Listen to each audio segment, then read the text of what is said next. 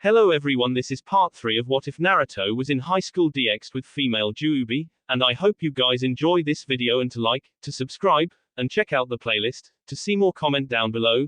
Now let's start the intro. They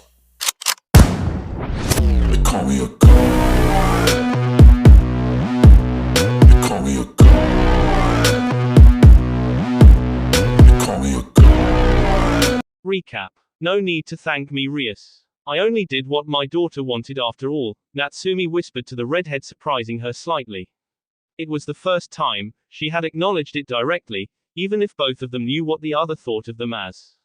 Ria's flow of tears increased slightly and she was having difficulty speaking because of her emotions, but she replied nonetheless, still, thank you, Ka-chan, causing Natsumi to hug her tighter, having heard her title. The loving moment between the pair didn't last too long and was soon disrupted by the footsteps of several people coming their way. Natsumi just looked up, noticing it was Ria's family and her peerage that had approached them.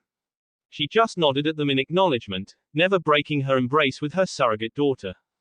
That was so cool, sensei. It was Issei who spoke up first with stars for eyes. First, he just phased right through you and then that huge ball of energy, and, dot and the clone thing.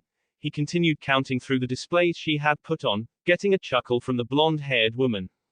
He was interrupted by Koneko though. You used chakra, she stated simply with only a slight hint of curiousness in her voice. It was so warm, she added. It was the second part that brought a small smile to Natsumi's face. It was also that part that raised the eyebrows of the Gremory family. Warm? Asked Zeoticus. I didn't get that kind of feeling. Did you guys? He asked his wife, son, daughter-in-law and the rest of the peerage. Yes, chorused Rias peerage together. No, came the answers from the Gremory family, except Rias, at the same time. At this difference in opinion, everyone looked at the only person who could answer. Natsumi just sighed. People have described my energy before as being warm. I guess, that's what these guys felt, she answered truthfully, nodding towards her surrogate daughter's peerage. You guys on the other hand might have felt some of the killing intent I had unleashed against anyone who was even slightly responsible for Ria's predicament. And considering from what you just mentioned, as well as the nervous glances from your guests, she continued, just glancing around the reception hall, I am guessing, the killing intent as well as some brunt of my power was felt all the way here, across the dimension.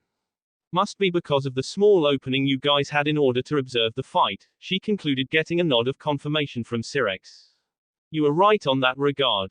Though, I am curious, and I believe it's not just me, but all that power that had even the high-class devils sweating from the pressure, even though I am pretty sure only a small amount actually made it out of that dimension, stated Sirex, impressed as well as equally wary of the being in front of him, and your use of chakra. Are you really just a human? Or perhaps a yokai? He asked the blonde nurse.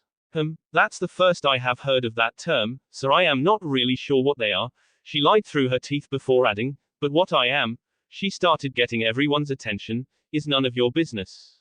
She completed with slight narrowing of her eyes. Anyways, I believe, you guys, she changed the subject masterfully, looking towards the Gremory family, owe someone an apology, she finished, gently breaking off her embrace with the redhead in her arms and getting her to face her family members. Rias, on her part, was just listening to them talk till her surrogate mother turned her towards her family. She had stopped crying a few moments back, but she still had some stray tears in her eyes. She wiped away those tears before looking up at her family with an expression which clearly stated how hurt she was with what they did. Though, she didn't say anything or made a move. She just stood there by Natsumi's side, holding the golden wolf plushie close to her chest with both hands. Seeing her hurt expression brought some sense into her family finally. I am sorry, Rias, it was Venelana who spoke this time, her eyes clearly stating how ashamed she was of herself. We shouldn't have done what we did. We should have listened to what you wanted. I hope you can forgive us. We will make sure something like this will never happen in the future, Zeoticus added on to his wife's apology, getting a nod from her. Natsumi just nudged Rias forward towards her mother, getting Rias to embrace the flaxen-haired beauty. Venelana returned the hug. I am so sorry, my daughter, she whispered into the redhead's ears, trying really hard to hold back her tears, but failing ever so slightly. It's okay, Oka-sama, Rias replied, equally in tears. It's all in the past now, she added as her father, who joined both of them in a family moment, embracing both of them gently. Natsumi and her students all had smiles on their faces seeing the trio. The blonde nurse, though, turned her attention towards the other male redhead in their proximity and his supposed wife, who was wearing a maid uniform for some odd reason. She decided to not ponder on it.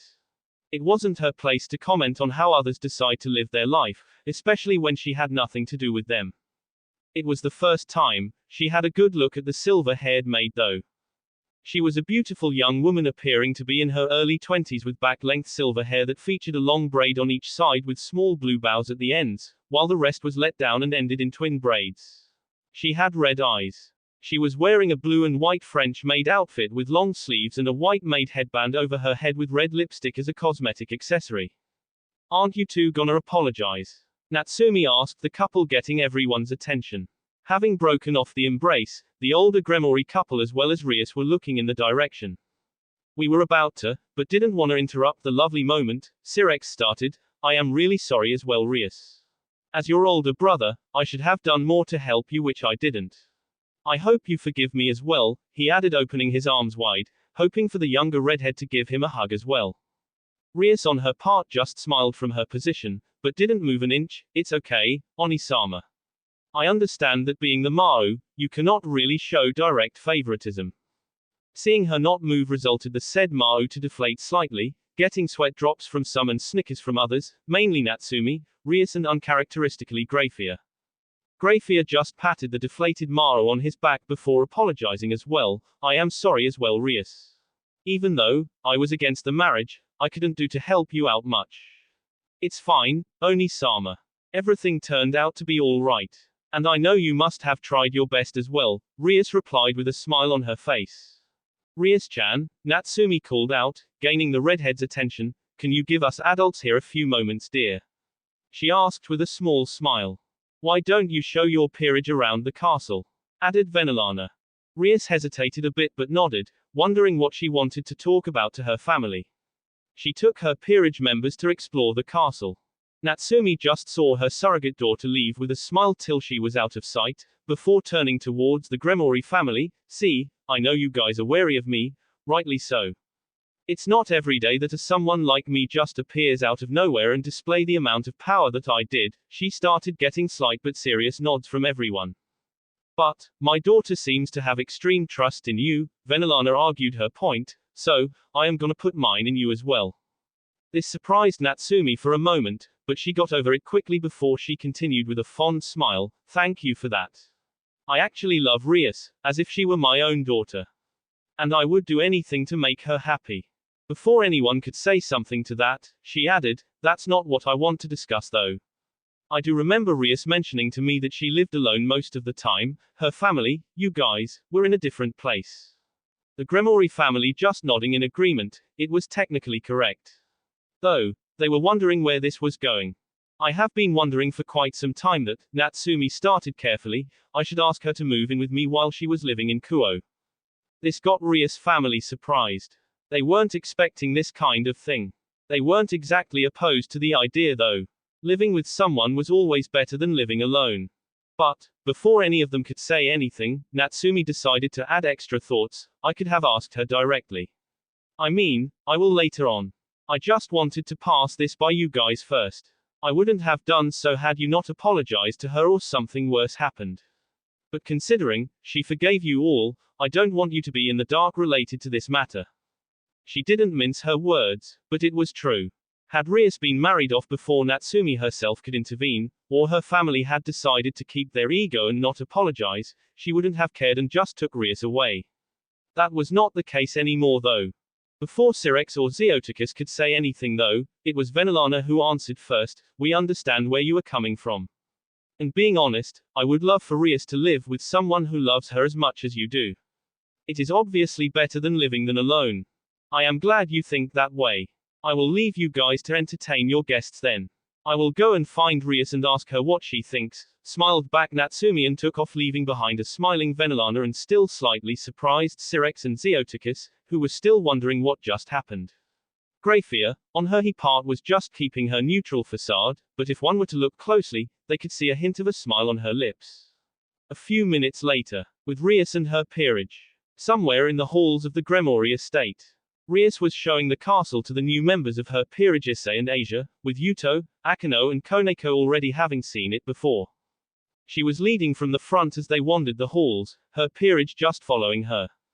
How do you think Sensei got so strong? Do you think she is a Yokai? Akeno asked her king out of the blue.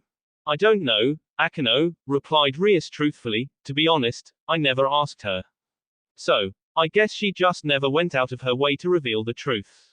Well, provided I never revealed who I was, I would say that's fair on her part. She then turned around looking her queen in the eyes, but, I trust her completely. And not just because she won me my freedom, which I couldn't do by myself, even with your help, she added, a bit furious at herself for being weak, I trusted her even before that. I am sure she has her reasons, like I had mine, and I know for sure that she will let me know the truth when she is ready. Akeno could see the trust and confidence in her king's eyes when she said that, so she didn't argue back, just nodding in acceptance.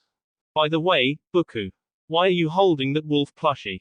It was Yuto who asked this time, pointing to the soft toy that Rias was carrying around. Oh this. Rias started looking down at the toy. Nat-sensei gave this to me about a year back as a gift. I was just feeling down, so I was just carrying it around, imagining she was with me. And guess what? She was next to me a few minutes later, she added, a look of realization dawned on her. By the look on your face, I guess, you were thinking of the same thing as then. Asked Akeno. With all the commotion that ensued, it slipped my mind for a bit, but how did she get here in the first place? Rias asked out loud what everyone in her peerage was thinking, looking up at the ceiling in wonder.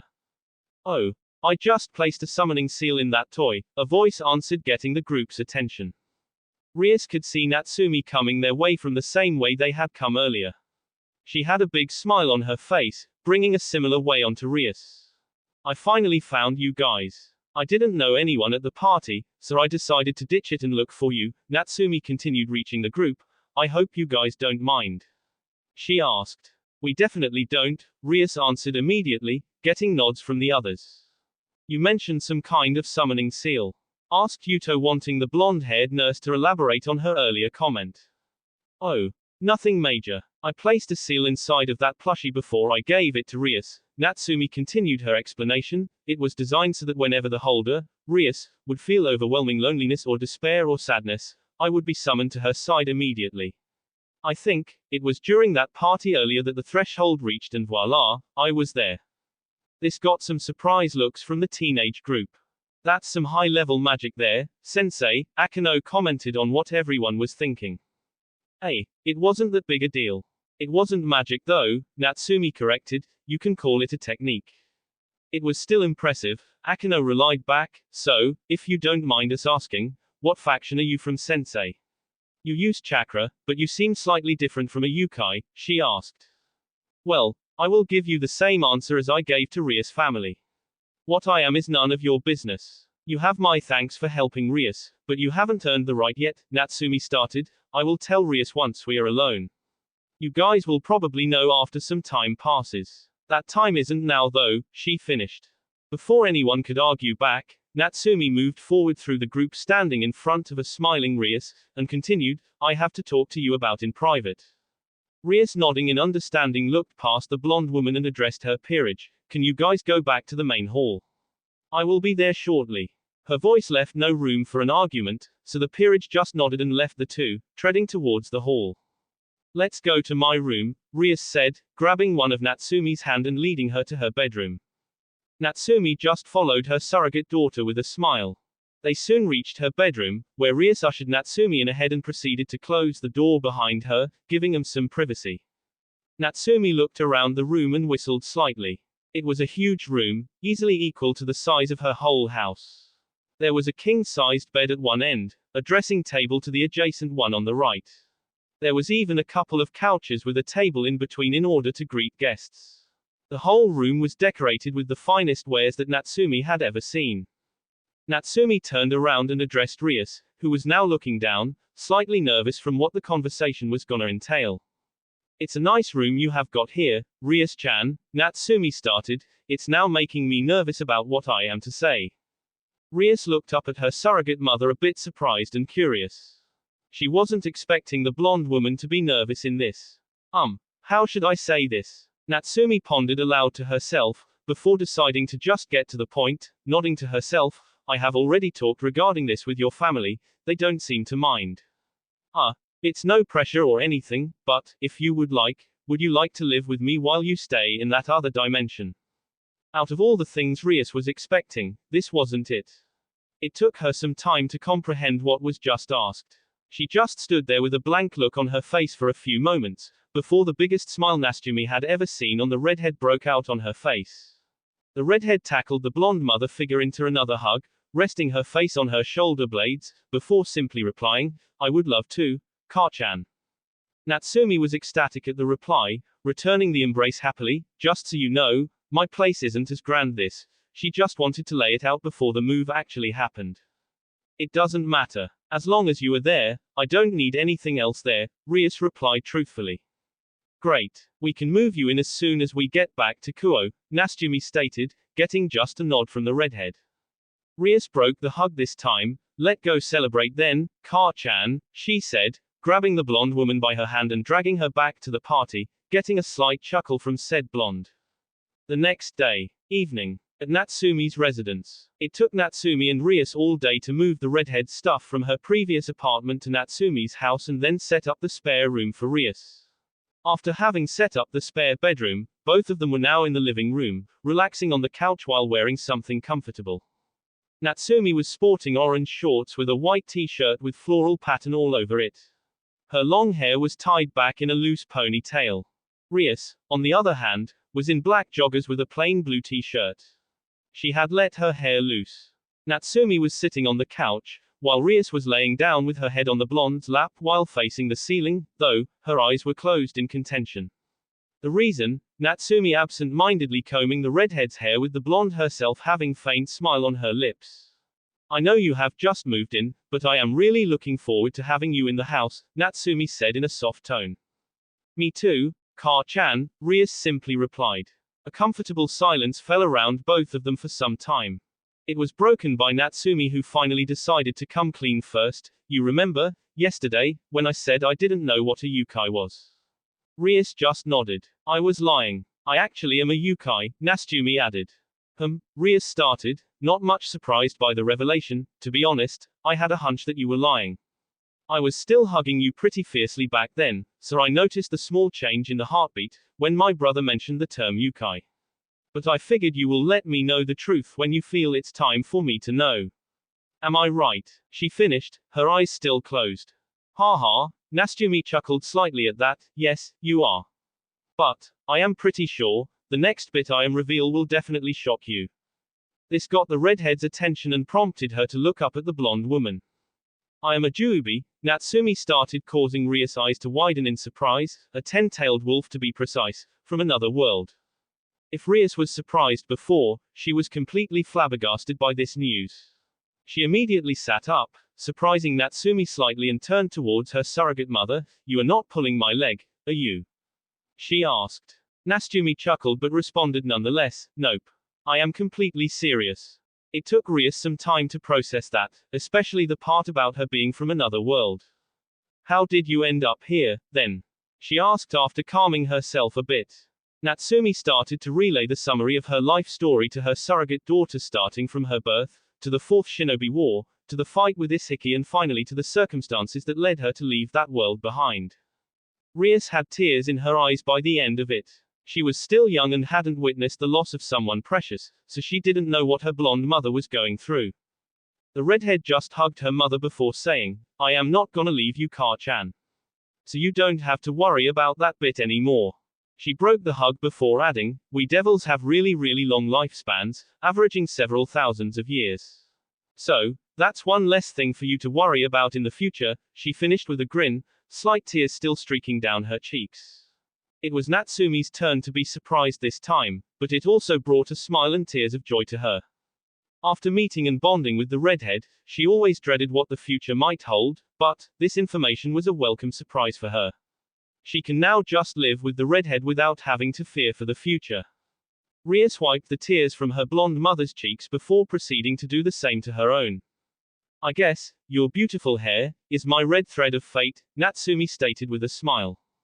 I guess it is, the redhead replied with a smile of her own, but the way you put it seems like you have borrowed that statement from someone else. Natsumi just smiled, before making Rias lie down on her once again and added, because I did. It was my mother who said this, as her own red hair had resulted in my father falling in love with her and vice versa, Natsumi started, surprising Rias slightly. Natsumi continued to tell the story. Her mother had told her all those years inside her seal while she was trying to control Kurama's chakra.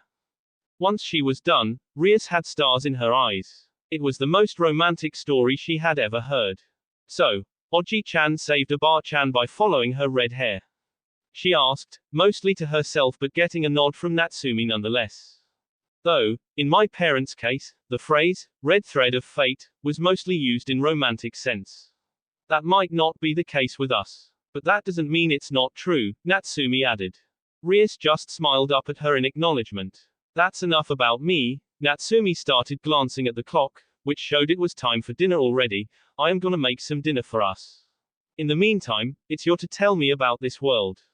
I know I traveled the country, but fortunately or unfortunately, I didn't particularly come around anything suspicious. Rias got up from the couch, allowing Natsumi to do the same. They then proceeded towards the kitchen, where Natsumi continued on to make dinner, while Rias started her explanation on devils, fallen angels, yokai and sacred gears. The redhead explained what each of those were and expanded on the big war and the peace treaty that was in place at the moment, as well as the evil peace system and how she resurrected her whole peerage and the circumstances surrounding her hidden peace. Is your group the reason the school became co-ed? Natsumi asked while putting some rice and water in the rice cooker. Yes. It was mainly because of Yuto though, replied Rias. Issei wasn't a devil since a few months ago. I know you must have a good reason, but I gotta ask, why him? Asked Natsumi. Rias, having understood who she was asking about, responded, he was on the verge of death when he summoned me. He had taken a light spear from a fallen angel to the gut. I couldn't leave him for dead, could I? She asked rhetorically, knowing how her surrogate mother would answer to that question. So, I resurrected him, since I couldn't heal him otherwise. And once I was done, I asked Akeno to take him home and heal his injuries. The redhead continued, getting a nod from the blonde Yokai. It was a plus when we later found that he possessed the boosted gear, one of the 13 Longinus, Rias shrugged. It was a welcome surprise for the redhead when she found out. So, one of those scared gears that has the potential to kill God? Asked Natsumi while stirring some vegetables, just confirming if she remembered right. Rias nodded, yes. A strong weapon, and it landed in the hands of a pervert, the blonde woman remarked, before looking up from her cooking and looking at Rias, who was sitting at the dining table across from her. He didn't do anything perverted to you, did he? She asked in a tone that promised pain to said pervert if Rias were to reply in the positive. Rias shook her head though, no. I had made it pretty clear at the start, that if he were to do something, it wouldn't end well for his future. The implied threat pretty clear to the blonde Yokai as well. That's my girl, Natsumi replied with a smile, causing Rias to chuckle slightly at the change in mood. Now, help me setting up the table. The dinner is almost ready, Natsumi asked the redhead, who nodded happily and continued to do the assigned task. Once the table was set, the mother-daughter pair sat down opposite to each other on the four-seater dining table.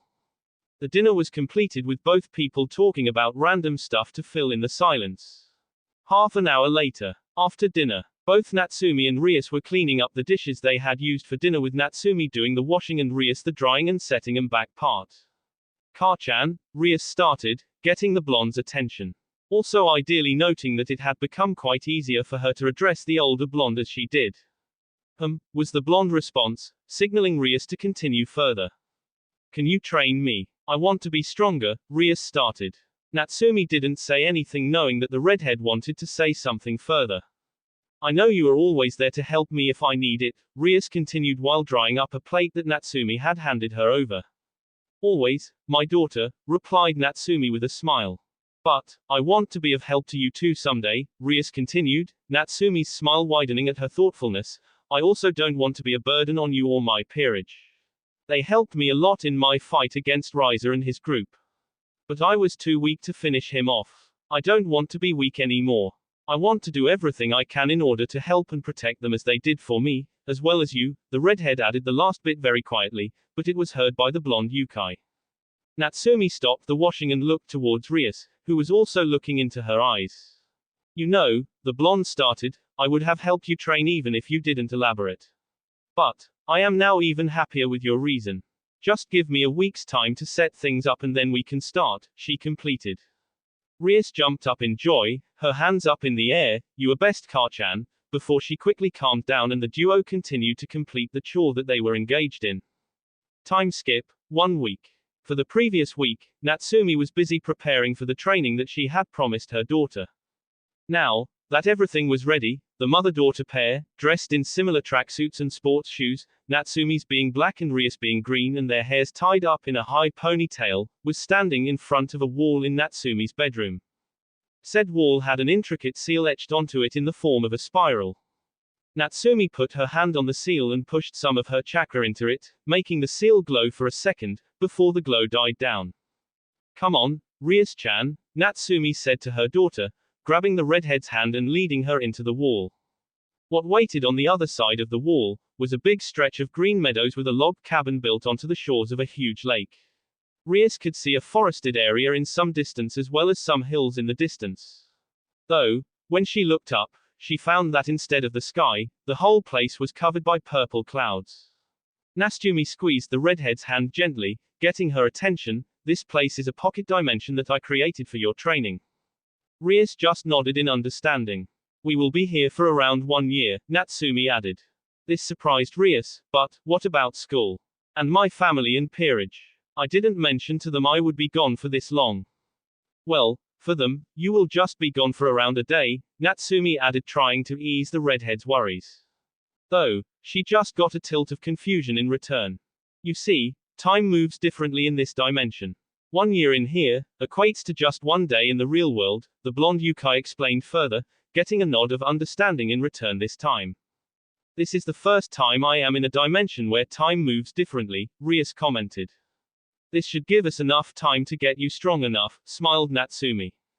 Before we start, Karchan, can I see your real form? Rias asked, seemingly out of the blue. I have been curious ever since you told me that you were a Juubi no Okami. I just never asked as I knew you had that power sealed to mostly go incognito, right? Natsumi nodded in the affirmative. You are so smart and understanding, my daughter. You are right. It hasn't even been a century since I became a Yokai. So, my new body hasn't reached its prime yet. As a result, my chakra, and my power in conjunction, has continued to grow rapidly. You remember seeing this before, right? Natsumi raised her right hand, the back of it towards Rias, and channeled some chakra into it. A seal glowed in the form of number 11 on her hand. Rias nodded. You unsealed the first level in the fight with Riser. Yes. You see, just removing the first level releases what is my base power. Natsumi continued her explanation, which has grown to the point that it is now equal to the entire power I had acquired when I first became a Yokai. This got raised eyebrows form the redhead. I could feel that power all the way in the Gremori castle from that other dimension. Natsumi nodded, though, I am pretty sure, what you guys felt wasn't even a fraction of what I unleashed. Rias nodded in understanding. I think I understand why. The 2 dimensions only had a really small opening between them for the match to be observed. I am guessing, only a small portion of the power was felt through that small crack. Though, from what I could tell, we were feeling the energy equivalent to an ultimate class devil. To think, you were stronger than even that, and in just your base, she commented. Again, you are right. If I were to guess, based on what you have told me earlier, I would say, I could rival your brother in terms of power by just removing the first seal, Natsumi stated in a serious tone. I don't doubt that, Karchan. So, I was right in not asking you earlier. What about now? We are in a separate dimension right now, asked the redhead, curious as to see how her surrogate mother would look.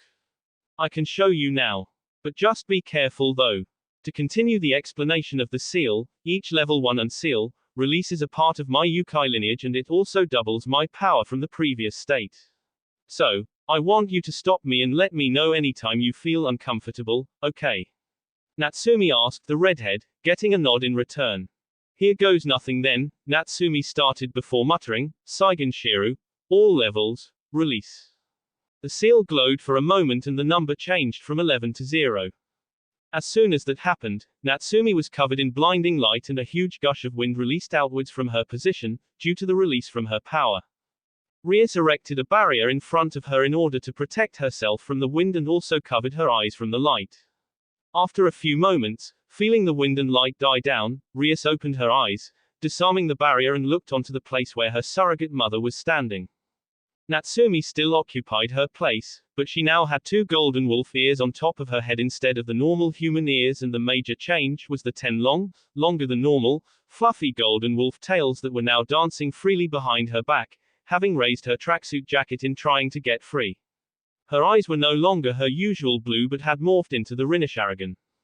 I tried my best so as to not let my power lose. You are not feeling suffocating, right? Natsumi asked the redhead, worried for her safety.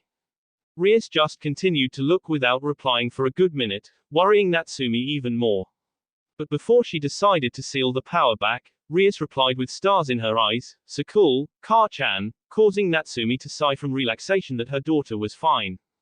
Rias moved towards her mother figure, before circling towards her back looking at her tails, before grabbing one of them gently and stroking the golden fur.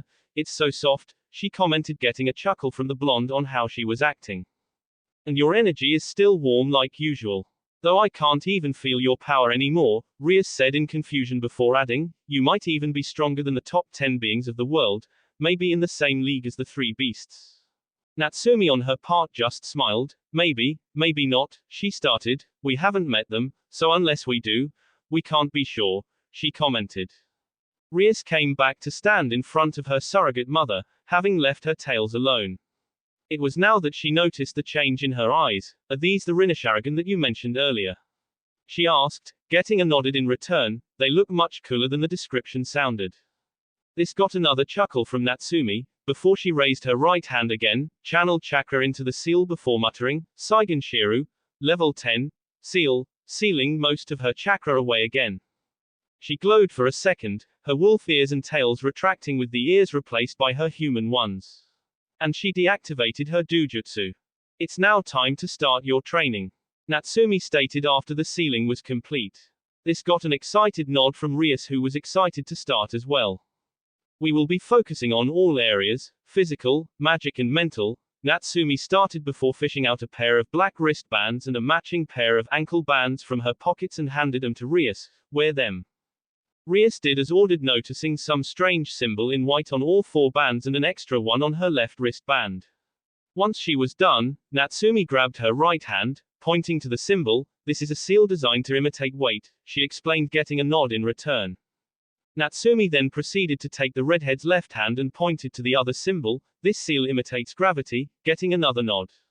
Once activated, the weight seals will display the numerical weight in kilograms, while the gravity one will display multiplication factor that the gravity around is currently set to, with 1 being Earth's normal gravity. Natsumi continued her explanation. Rias had her attention on the seals while also listening to her surrogate mother, slightly marveled at how just a few symbols could imitate not just weights but an entire dimension. "Only I will be able to activate and deactivate these seals, as they require my chakra to function," Natsumi continued, getting Rias' attention back to her and a nod of acknowledgement stating she was listening. "You will be wearing those for the entirety of our training, only taking them off when we spar, so as to get you used to the feeling of them not being there, for times when you will have to take those off. Also, even when the training is done, you will continue to wear these unless I say otherwise, or you are in life-death battle." "Am I understood?" asked Natsumi, in a sensei tone. "Hi, Ka-chan," Rias replied. Natsumi nodded before she continued to set the weight seals to 5 kilograms per band and the gravity seal to 2x Earth's gravity. Rias felt really heavy, right now. "I can't even move, Ka-chan," she commented, while sweating hard, trying very hard to move, but failing. "We will increase the levels once you get to your regular speeds, increasing the difficulty," stated Natsumi. "Just so you know, it pains me as well seeing you like this, but this is the fastest method to make you stronger," she added with a frown. "I know, Ka-chan. And I also know that you are only doing this for my sake. I will give my all in order to meet your expectations," Rias replied, determination evident in her voice before she finally took her first step forward. I know you will, my daughter. I know you will. Natsumi smiled fondly at her daughter's determination. Time skip, 1 year, day.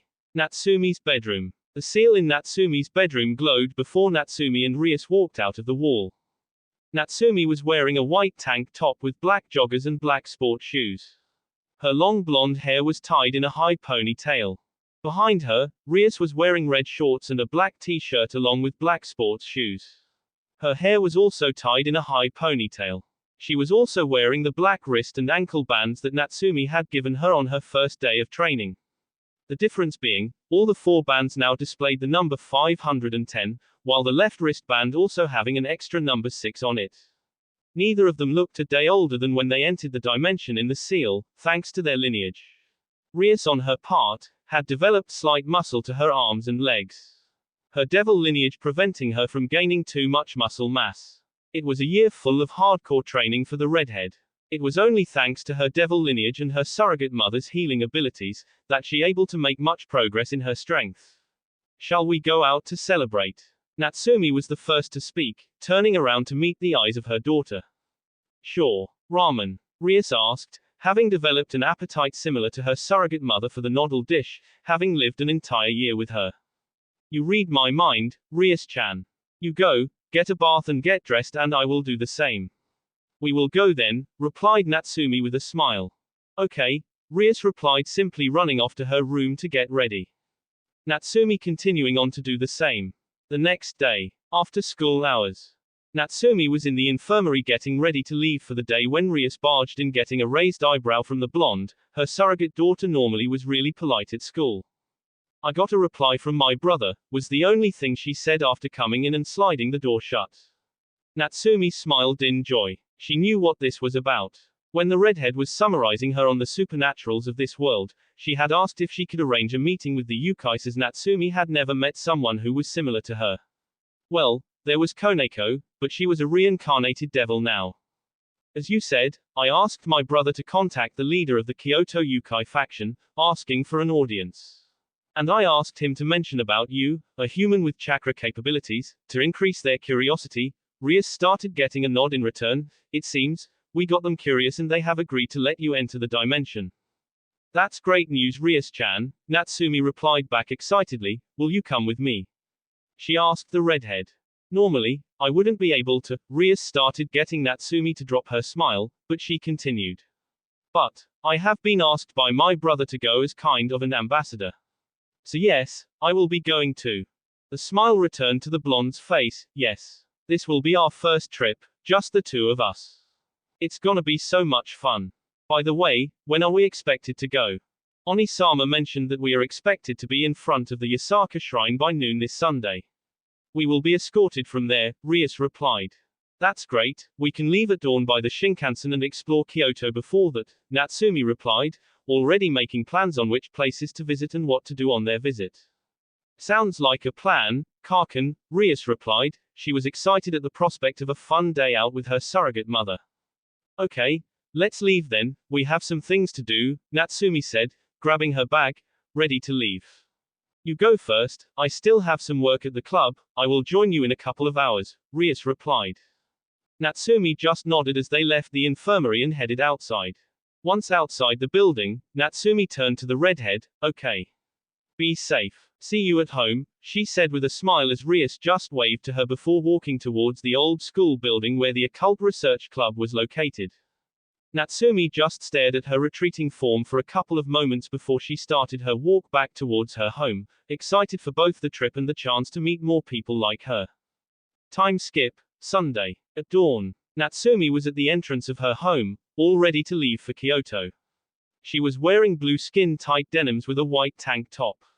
Over the top, she had a full-sleeved black denim jacket over it. Her long blonde hair was tied up in a high ponytail, with the ends of the tail coming down up to her thighs. There were 2 chest-length bangs that were framing her face, while the short ones above her eyes were left as is, covering some parts of her forehead. She was also wearing black ankle-length boots with medium heels. She didn't had any makeup on, her natural beautiful face making sure that she didn't need any cosmetics. A large black lady's handbag hanging from her shoulder completed her look. Rias-chan, hurry up, she shouted from the doorway, else, we are gonna miss the train. Just a sec, she got a reply from her surrogate daughter. And in a couple of moments, said daughter was out. She was wearing a peach-colored sundress that had thin straps for shoulders and a red belt around her slim waist. The dress came down to her knees. She also had a red jacket over on top of her dress with her hair flowing freely behind her. She wasn't wearing the training wrist and ankle bands as Natsumi had asked her not to, as it had been some time since she had taken them off and her blonde surrogate mother wanted her get a feel of her body without them from time to time. Come on, hurry up, it's half an hour walk to the train station, Natsumi said. We are on time, Car-chan, Rias started as she reached the doorway and started to put on her peach-colored medium-heeled belly shoes, and even if we were late, we could just teleport, she added looking up at her surrogate mother having finished putting on the shoes. Where is the fun in that? Natsumi replied back cheekily, before they exited her home and started walking towards train station, talking about the things they could do while in Kyoto. Half an hour later, both of them were sitting side by side on the Shinkansen, which had departed the Kuo station towards Kyoto. It was only an hour-long ride. Rias had fallen asleep as soon as the train started, having woke up really early in order to leave for Kyoto. Natsumi had insisted on using normal human transportation instead of just teleporting, saying it would be more fun. She was resting her head on said blonde surrogate mother's shoulder. Natsumi could only smile seeing the redhead's sleeping face and adjusted slightly so as to make it more comfortable for her. Once they were about to reach, she nudged Rias, gently waking her up. We are almost there, Rias-chan, she said softly. Rias opened her eyes, blinking a couple of times and straightened herself on the seat. She stifled a yawn as they were in public and continued to set her hair a bit. The train soon stopped at the Kyoto station where the surrogate mother-daughter pair off-boarded the train and continued on to exit the station. Once outside, Natsumi fished out her phone from her pockets, looking at the time. It is 8 o'clock K now, Rias, she started, that gives us 4 hours before we have to meet the escorts at Yasaka Shrine. Where would you like to go first? She asked the redhead. Let's start with Fushimi Inari Taisha, Rias replied after thinking for a minute. Okay, nodded Natsumi. The pair spent the next couple of hours sightseeing across Kyoto before they decided to visit a nearby cafe for some breakfast. After which, the next hour was again spent on sightseeing. It was about 15 minutes before noon when they reached their final destination for the day, Yasaka Shrine. They continued to explore the shrine. At noon, they made their way towards the entrance, where they found two foxes looking towards them. They have chakra, Rias, Natsumi started gesturing towards the foxes, I guess, they are our escorts. Rias just nodded and the pair made their way towards the foxes who just nodded at them and motioned them to follow them. The foxes then led the females towards a secluded part of the shrine, before they transformed into human-like beings. Both of the foxes were males. They were wearing plain white kimonos with wooden traditional sandals. They had reddish-orange fox ears and a matching tail. One of them had brown shoulder-length hair and black eyes while the other had black hair and black eyes. Neither of them had any facial hair. It was the raven-haired one that spoke. I am assuming you are Rias Gremori and Natsumi Uzumaki, getting nods from both of the females present. We have been tasked to escort you to meet our leader. It was the other guy who started this time. We will be teleporting to Ura Kyoto now. Brace yourselves, he warned before he formed a ram sign with his hands activating the teleporting technique. All four people vanished in a flash. In Ura Kyoto. We are in Ura Kyoto, announced the brown-haired escort. Natsumi blinked twice looking around, making sure she was seeing right, before she decided to ask, are you sure? It seems like the same place we were in earlier. The escorts both nodded, before the brown-haired one answered, yes, we are. Ura Kyoto resembles Kyoto, hence the reason they seeming similar. Let's go, Yasaka-sama is waiting, the black-haired escort said, not giving Natsumi any time to question further and started moving. Natsumi and Rias followed his lead walking side by side. The brown-haired guy joined behind them, making sure they didn't wander off on their own. While walking through the streets, the surrogate mother-daughter pair were looking around, observing the different kinds of yokai gathered at the place. Even for Rias, she hadn't seen so many different yokai at the same place. There were people with features resembling that of foxes, dogs, raccoons, monkeys, horses, goats, snakes, etc. They all look so different from each other, Natsumi whispered to her redhead daughter, getting a nod in return. But they all look wary of us, noticed Rias. Natsumi nodded. That is expected. I am a human with chakra, while you are a devil. On top of that, we are being escorted. Obviously they seem wary. Well, when you put it like that, Rias chuckled slightly. They soon reached the entrance of a large palace, the only place that seemed different from regular Kyoto. It was an impressive construct, styled in the traditional Japanese style and actually blended in well with the rest of the attractions of the place. They stopped at the entrance, the escorts speaking to the guards for a minute, before they were cleared for entry. Once inside, they were being escorted through the halls. Natsumi and Rias were marveling at the traditional decorations, unlike the ones at the Gremory estate, which was very European in design. Rias-chan, you must be ecstatic seeing these, being a fan of Japanese traditions, Natsumi said to the redhead. Rias just nodded. Yes I am, she replied curtly, trying not to fangirl over the style. Natsumi chuckled at the short response. Rias' tone clearly meant that she trying her hardest not to just wander off and see these artifacts up close. The guys in kimonos were escorting them to where Natsumi believed their leader resided or worked at. Though, they were still in the hallway when Natsumi felt the biggest chakra signature she had felt since coming to this world, alerting her somewhat. She looked ahead towards a corner at the end, from where she could sense the approach. Soon enough, a blonde woman emerged from that corner. She appeared as a young woman with a voluptuous figure and very long blonde hair with matching eyes. She had delicate facial features and her eyebrows are cut very short and round. Her hair was tied in a loose ponytail, reaching all the way down to her legs, ending in a spiral, with taut bandages to keep it in place. She was wearing a traditional shrine maiden attire, and over that she wore a white coat held closed by a red ribbon and a golden crown. She also had a pair of golden fox ears atop her head with 9 matching golden furred fox tails swishing behind her. The 2 escorts bowed in recognition of their leader, Yasaka-sama. They addressed and greeted her. Yasaka greeted them back, asking them to straighten up. I am assuming these are our guests. She asked the escorts, looking at the surrogate mother-daughter pair. Yes they are, the escorts replied before they were dismissed. My name is Natsumi Uzumaki. Natsumi started introducing herself, and this here is my surrogate daughter Rias Gremory. She continued on to introduce the redhead, before both of them bowed slightly in greeting. It's a pleasure to be able to meet you and I am grateful to you for agreeing to meeting us. It's my pleasure to meet you too, Uzumaki-san, Gremory-san. I am Yasaka, the leader of Ura Kyoto and in extension of the Kyoto Yokai faction. Yasaka introduced herself. I was also curious to meet you. We have never seen a human who had chakra before and I sure can sense some in you. I am an exception, I guess, Natsumi chuckled slightly. Considering this is not a diplomatic affair or anything, would you like to continue our conversation while I give you guys a tour of the palace? Asked Yasaka. She might be the leader of the Yokai, but she seems really humble, though Natsumi in slight surprise. Normally leaders are not like this.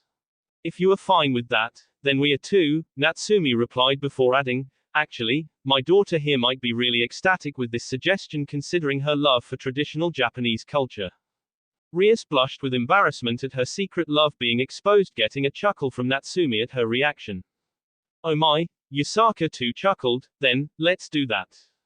Yasaka then took the pair to the tour of the palace while they continued to talk about things, filling in each other's curiosity without giving away too much information.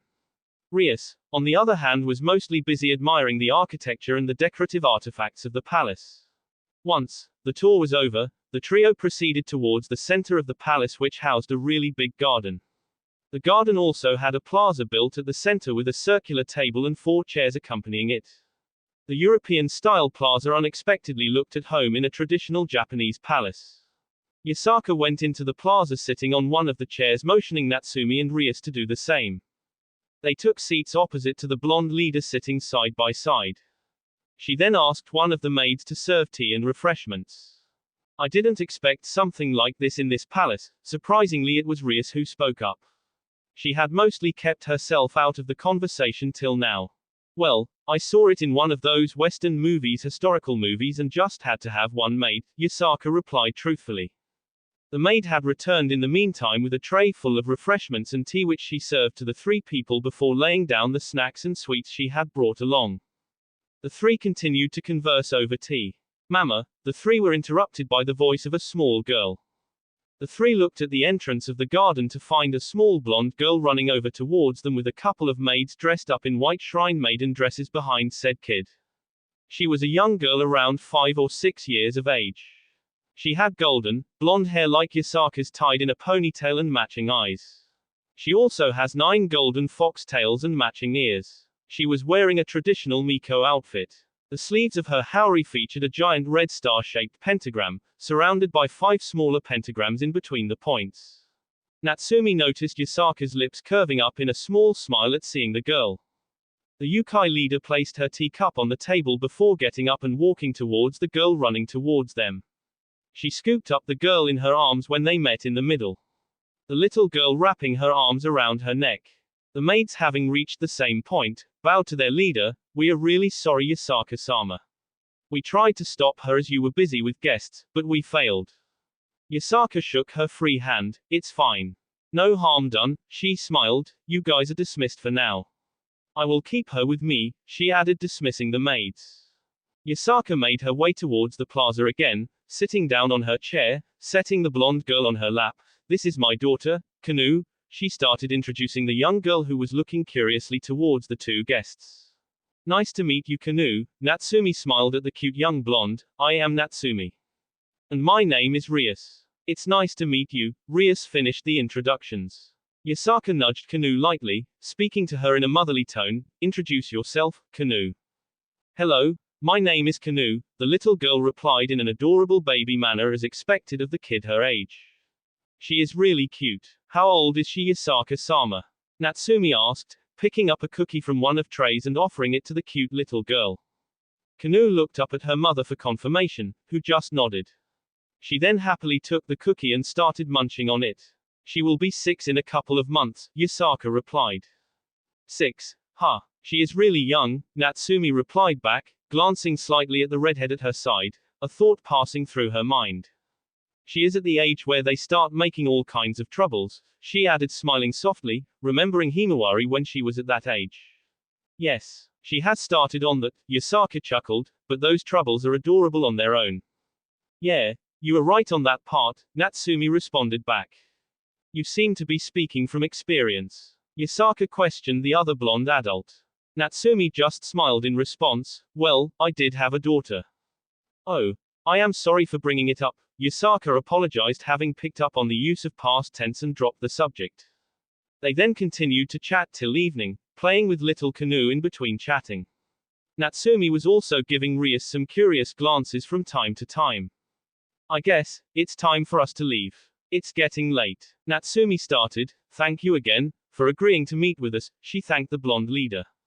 "I was happy to meet with such an extraordinary person as well as such a good-mannered young devil," Yasaka replied with her own smile, getting one from each of the 2 guests. "Also, it's not every day I get a day off from paperwork," she added, chuckling, getting one from Natsumi as well. "The Bane, right?" The blonde nurse answered back. "Yeah," Yasaka simply replied while still chuckling. They got up from their seats, and proceeded towards the exit of the palace. Yasaka had called for some escorts along the way to see the 2 guests back to the human world. Kanu had fallen asleep in her mother's arms on their way out, having gotten too tired from the day. Once they were at the entrance of the palace, "It was really fun to meet you too. Feel free to visit again," Yasaka waved with a smile. "We will, if you will have us," replied back Natsumi with her own wave. "Thank you for meeting us, Yasaka-sama. And have a good night," Rias said, waving as well. The surrogate mother-daughter pair then left with the escorts who returned them to the human world. Kyoto. Once back, the pair thanked the 2 escorts before deciding to head to the train station in order to return to Kuo. The journey to Kuo was mostly uneventful, with the duo talking about what they liked most in the day. Kuo. Uzumaki residence. By the time they reached home, the sun had already set. They proceeded to take a bath and change into something comfortable. The 2 were sitting on the couch, side by side, in the living room watching some movie on television. They had decided to order something for dinner, too tired to prepare it themselves. They were waiting for their order to arrive. Natsumi was wearing black shorts with a plain orange t-shirt, while retaining her hairdo from earlier in the day. Rias, on the other hand, was sporting pale blue shorts with red t-shirt. She had her hair tied in a loose low ponytail. While watching TV, Natsumi continued to give curious glances towards the redhead. Rias had noticed her behavior some time ago, but hadn't commented on it.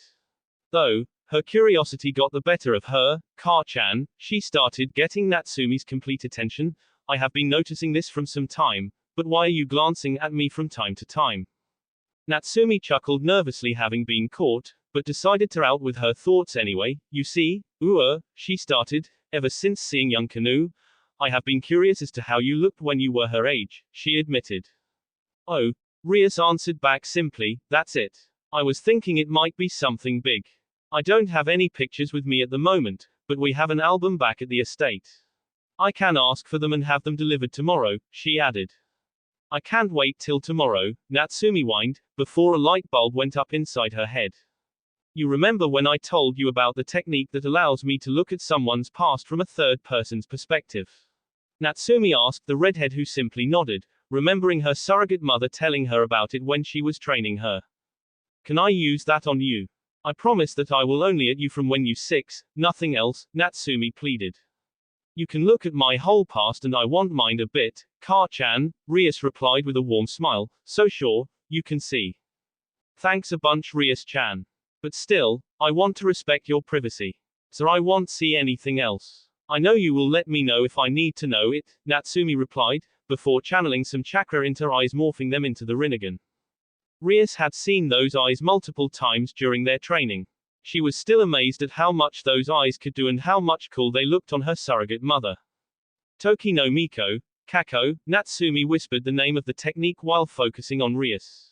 As promised, she only witnessed a small part of the past when Rias was 6 and that too just one memory of when she playing in the garden. She had skimmed through the rest so fast, that even she could not make heads or tails of it. Having seen enough, she cut off the chakra to her eyes, disabling the technique and reverting the Rinnegan back to her normal blue eyes.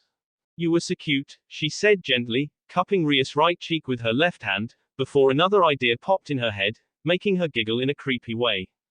The giggling caught Rias off guard and she leaned away from the blonde. What are you thinking? She asked warily. Natsumi, instead of replying, went through a couple of hand signs before touching Rias' forehead with her index and middle fingers, surprising at her mother's actions, and whispered, Henj no jutsu. A cloud of smoke covered Rias for a few seconds. When it dissipated, in place of teenage Rias, was now a 6-year-old version of her. This Rias had a slightly chubby face due to all the baby fat. Her hands and legs were now small to match a 6-year-old. Her hair had reduced in length and now only reached behind her small back, the ahoge still present. She was now wearing an orange frock with a wolf design, the size of her torso, at the front of it. Rias blinked a couple of times when the smoke died down, feeling different from her usual self, prompting her to look at her hands, shocking her. What did you do, Ka-chan? She asked while narrowing her eyes slightly, though it came out as a squeak, even her voice was now different. Natsumi on her part was trying her hardest not to squeal and embracing her surrogate daughter. She was just looking so cute. It's just a technique that I learned. It allows the user to transform into somebody or something else. I can also apply it on somebody else, she started, getting a nod in return. Well, I guess this should settle your curiosity, Ka-chan, Rias replied in that squeaky voice again, her shock and surprise and wariness now forgotten.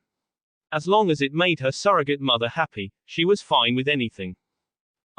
Rias-chan, can you call me Mama when you are like that? Natsumi asked. Mama, Rias questioned back, tilting her head slightly sideways. Natsumi couldn't hold it in any more. She squealed loudly, so cute, before she scooped up the redhead and started rubbing their cheeks together. Rias tried to get away from the embrace, feeling slightly embarrassed, but gave up after a couple of treats when Natsumi didn't even budge. The affection she was feeling from blonde brought a smile to her face which soon turned to giggles. Since Natsumi was happy, Rias decided to play along, refusing to acknowledge that she had started to like the treatment as well. Mama, she said again, getting Natsumi to stop the cheek rubbing and get some distance between their faces. My cute little Rias-chan, the blonde said before she showered the chibi redhead with kisses all over her face, all the while getting cute giggles from said redhead. That will be it for this video. If you want more, comment down below, like, subscribe. And see you guys later.